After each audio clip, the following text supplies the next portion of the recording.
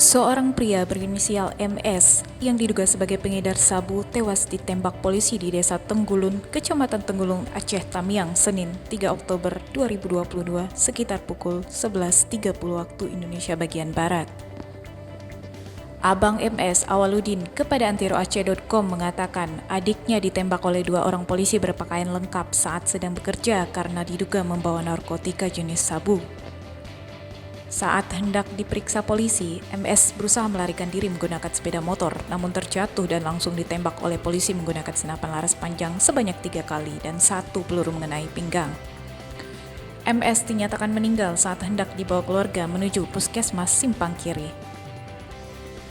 Sementara itu, berdasarkan keterangan Kabid Humas Polda Aceh, Kombes Winardi menyebutkan MS melompat dari sepeda motor lalu kabur saat dibawa oleh anggota Polsek Simpang Kiri sehingga berujung kepada penembakan.